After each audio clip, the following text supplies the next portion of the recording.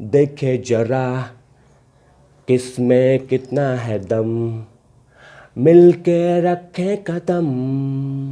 आ देखे जरा किसमें कितना है दम। नमस्कार, आप देख रहे हैं तिवारी भाई, मैं हूँ वेद प्रकाश। नारायण राणे जी कह दिया है कि आ देखे जरा किसमें है कितना है दम, और उसके बाद उन्होंने कर दिया है प्रेस कॉन्फ्रेंस। जैसे ही उनको पता लगा कि हमें कोर्ट से राहत मिल गई है, तो उसके बाद उन्होंने ठान लिया है कि अब हम रुकने वाले नहीं हैं, अब हम छुपने वाले नहीं हैं, और ना पीछे कदम करेंगे। अब जमकर रखेंगे कदम, और जमकर बोलूँगा, अपनी बातों को रखूँगा। जैसे ही बॉम्बे हाई कोर्ट से नारायण राणे जी को राहत मिलती है, उसके बाद नारायण राणे जी के कॉन्फिडेंस इतना हाई हो जाता है कि बाकायदा बुधवार के दिन प्रेस कॉन्फ्रेंस कर दिया उन्होंने कि देखते हैं दम है महाराष्ट्र सरकार में, तो आके पकड़ ले मुझे, कुछ बोल दे। क्योंकि सारी बातें point by point Narayan Rane ji ने सामना का एक मुखपत्र जो है उसके पेपर को लेते हैं और जमकर वो बात बोलते हैं, जमकर हमला बोलते हैं महाराष्ट्र सरकार पे, शिवसेना के नेताओं पे और मुख्यमंत्री उद्धव ठाकरे जी पे, और कहते हैं कि जो आपने बयान दिया था उसके बारे में आप क्या कहेंगे। आपने भी तो बयान दिया है, आपने गृह मंत्री अमित शाह जी पे बयान दिया था, मतलब मैं नहीं कह रहा हूँ, नारायण राणे जी कह रहे हैं।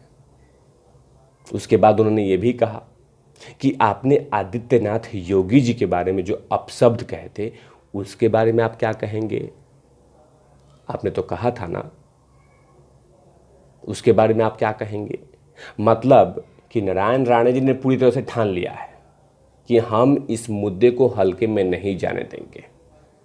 मैं एक मुख्यमंत्री था, केंद्रीय मंत्री हूँ, बीजेपी का लीडर हूँ, महाराष्ट्र का बेटा हूँ, तो मेरे साथ इस तरह का बिहेवियर कैसे हुआ, क्यों किया गया, खाते समय क्यों पुलिस आके उठा के लेके गई, ऐसा कौन सा बड़ा गुनाह कर दिया था जिसके कारण मुझे घसीट के लेके गया जाएगा।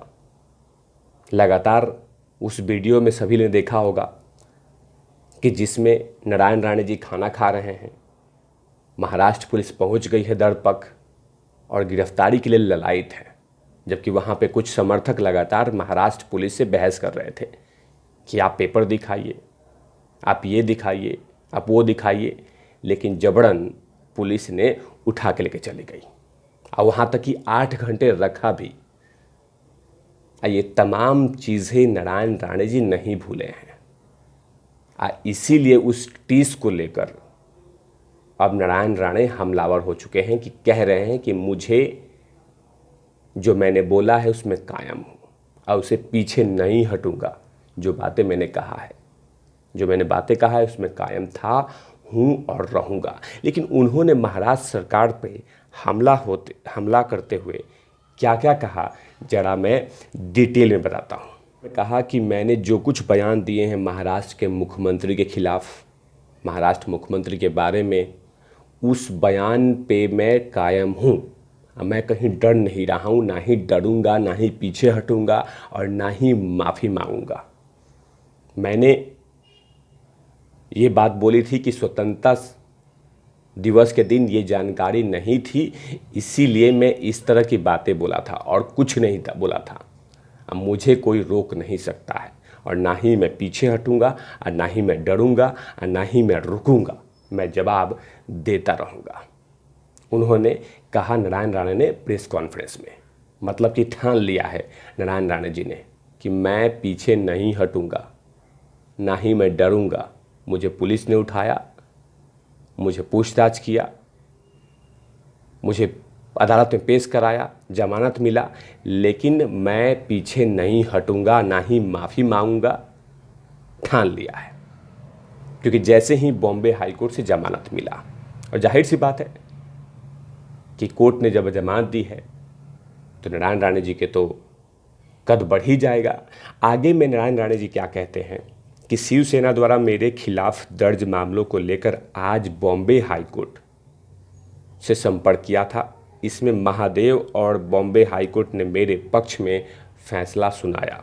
इससे पता चलता है कि देश में कानून का राज है। मतलब सीधा सीधा उन्होंने हमला कर दिया है कि महाराष्ट्र में कानून का राज नहीं है, देश में, क्योंकि हाईकोर्ट ने उनको राहत दे दी है। आगे कहते हैं कि कुछ लोग मेरे अच्छे स्वभाव का फ़ायदा उठाना चाहते हैं, लेकिन मैंने अभी इसके बारे में बात नहीं करूंगा। मेरी यात्रा पिछले 7 साल में मोदी सरकार ने जो भी कुछ काम किए हैं, उनकी योजनाओं को, ऐतिहासिक कदमों का प्रचार करने के लिए मैं इसमें ध्यान लगाऊंगा। पीएम के निर्देश पे मैंने अपनी यात्रा शुरू कर दी है। 2 दिन का अंतराल है, लेकिन मैं परसों सिंधुदुर्ग से अपनी यात्रा का शुरुआत करूंगा। यानी मतलब कि नारायण राणे जी ने कह दिया है कि 2 दिन का और इंतज़ार करूंगा, 2 दिन और वेट करूंगा, 2 दिन आराम करूंगा।